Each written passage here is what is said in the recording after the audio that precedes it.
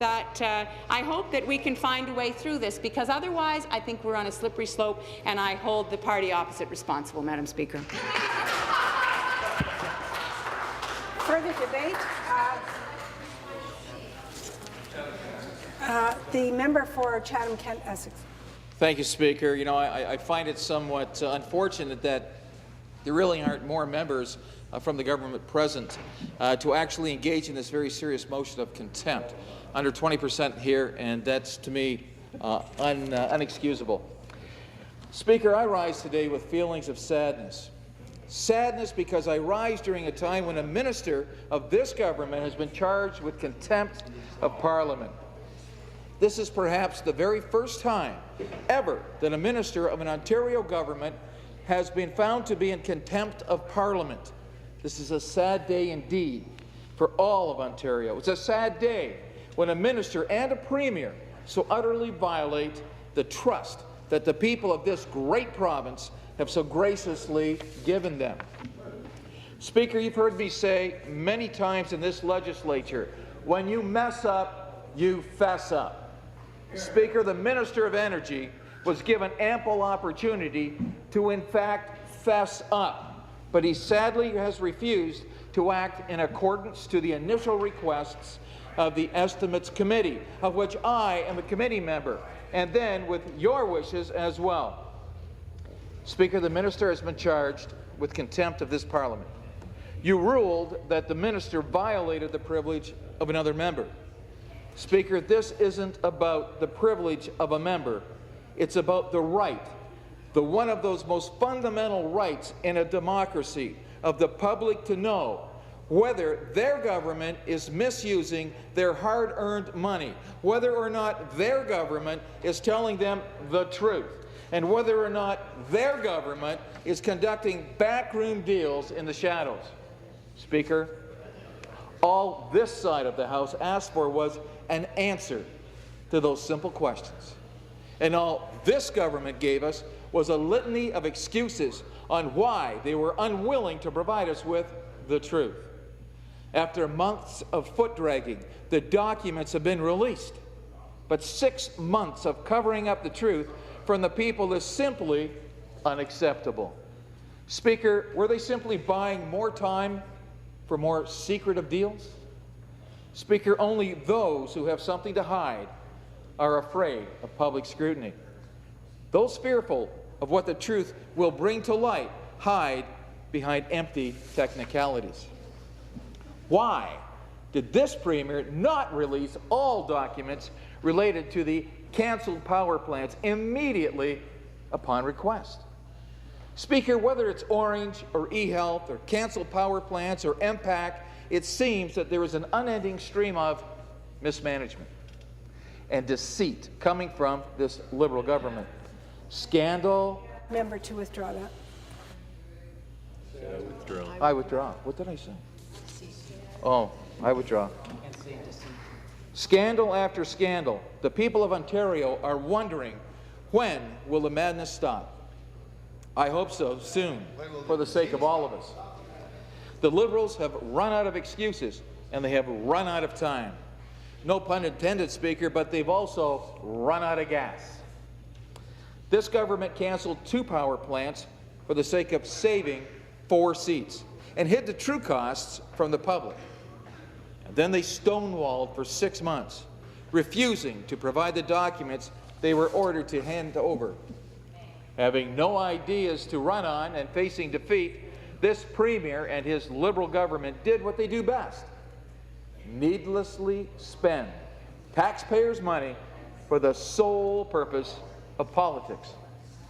So far, we know the taxpayer has been hit with a $190 million price tag for this political stunt. The fact that the Liberals refused for so long to provide us with all documents pertaining to this backroom deal proves that their assault on Ontario taxpayer is in all likelihood much, much higher. Some published accounts have put the cost closer to $650 million for the cancellation of the plants. Speaker, this is unacceptable. At a time when this province is at the brink of bankruptcy, running towards a $411 billion debt, and with 600,000 Ontarians out on the streets, unable to find a job, this Liberal government bungles hundreds of millions, if not billions, of taxpayers' dollars to save a handful of parliamentary seats. This record of secrecy is part and parcel of this government. Speaker, just last week, the Ontario Environmental Commissioner, Gordon Miller, issued a report entitled Losing Touch. In it, the Commissioner condemns this government for its constant hiding of information from public scrutiny and its record of secrecy. Allow me to quote from the report, and I quote, "Various ministries persist in hiding environmentally significant decisions from public scrutiny." Speaker, when a nonpartisan officer of the government comes out with findings like this, then you know there is an issue. This goes beyond the question of which political party one belongs to. This is about being accountable and honest with the voters of Ontario. Speaker, I'm a member of the Standing Committee on Estimates, and for the past few months, this committee brought to light this Liberal scandal, and it was this committee that discovered that the Minister of Energy learned about the power plant cancellation from reading the newspapers, not his own Premier or caucus. We also learned that this was an entirely political decision meant to save parliamentary seats for the Liberals. Speaker, even if this decision by the Liberals didn't cost the taxpayers hundreds of millions of dollars, and even if this Liberal government were not in contempt of Parliament, the utter incompetence of this government disqualifies them from governing Ontario. But unfortunately for us all, this goes beyond mere incompetence. As a member of the Standing Committee on Estimates, I heard countless hours of deflections and excuses about why this government didn't want to give this House and the public the truth about the power plants. But the minister, who is a lawyer and a former Attorney General, must know the consequences of being found in contempt. The minister is surely aware of the political and legal ramifications to his career that he's threatened with for concealing the truth from this House and the public for so long. Allow me to revisit some of the things that the minister told the Committee of Estimates. According to the Hansard, on June 5, 2012, the Minister of Energy admitted to failing to engage in community consultations before actually placing the Mississauga power plant in the first place. Only when that decision became a political liability did this government cancel the plant, and at an extreme cost to the taxpayers. Speaker, perhaps if this Liberal government actually listened to the people of this province, we wouldn't be in this utter train wreck as we are now. They would claim that we agreed to have it there. Not true. We said we would never put it there in the first place. This government ignored the voices of middle-class, hard-working Ontarians for the past 9 years. This latest disaster is simply another result of that deafness. During that same day of testimony to the Committee on Estimates, this minister, when faced with a question that I posed to him, gave us more deflection and excuses, and not a single answer. Speaker, we know for a fact that the EIG management, a U.S. hedge fund, sued the province for $300 million over the Mississauga plant. The OPA offered to settle the lawsuit for $82.3 million. My question posed to him then, and repeated again, was, Minister, where will that $82.3 million come from? Millions of public dollars are being used to settle lawsuits, and the taxpayer has every right to know who is on the hook for that $82.3 million. Perhaps if this minister actually provided this House with all documents relating to the cancelled power plants, when we asked for them months ago, we would know where this $82.3 million came from. My bet is that this $82.3 million isn't included in what the Minister of Finance claims to be $190 million in, and I quote, relocation costs. The following week, the Minister of Finance testified to the Committee of Estimates. He told the committee that the Minister of Energy was completely wrong. He said it wasn't a political decision. The Minister of Finance gave diametrically opposing testimony that contradicted his colleague, the Minister of Energy. He completely threw the Minister of Energy under the bus, just as this Premier threw the Minister under the bus and forced him to take the fall. Why don't they throw the now Minister of Economic Development and Innovation under the bus too? After all, he signed the agreements, including the $6 billion Samsung deal, which isn't any part of this act of contempt, but I'm thrown in it anyways. Oh, I'm furious, Speaker. Furious on behalf of the Ontario taxpayer, and furious on behalf of my PC caucus as well.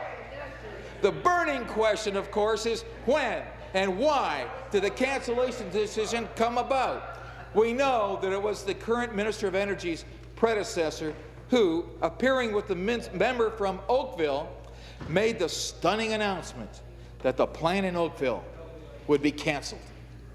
Speaker, that was back in 2010. That surprise announcement by the former Minister of Energy from Scarborough Centre was made solely to save Liberal seats in and around Oakville and Mississauga. Well, who was involved in the decision to cancel the power plants? Did the Premier make the final decision, or did someone on his campaign team make it? Speaker, the people deserve to know the answers to these questions. Speaker, one of the most fundamental bedrocks of a democratic society is a transparent and accountable government. When a government hides information and ignores the public's right to know how their hard-earned money is being spent, it constitutes a total assault on democracy. The Liberal government has breached the public trust time and time again. Every week, it seems another scandal, another case of mismanagement, another record-setting report of unemployment or the deficit. This list of failure, incompetence, and scandal is seemingly unending. Speaker, if only this scandal was the only one under this Liberal government, but for almost a decade, the Liberals have been involved with one scandal after the next. Speaker, only the PC party has a plan to put Ontario back on the road to prosperity. Only the PCs have a plan to reduce the size of government. Oh, I'm sure that you finally woke up. I'm glad to hear that. We have a plan to reduce the size of government and to get the people back to work. And most importantly, only the PCs can restore the lost trust the people of Ontario have in government after almost a decade of abysmal failure, debt, and scandal. It's time for change. Speaker, this goes beyond mere partisanship and politics. Ontario is in serious trouble. And under this Liberal government, that trouble is only getting more severe. People are hurting in Ontario right now.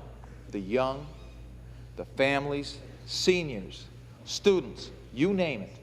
People are hurting. And they'll admit to it as well.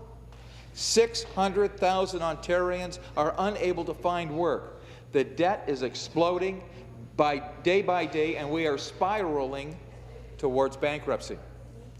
The old saying, it's better to ask for forgiveness than get permission, doesn't apply here, Speaker.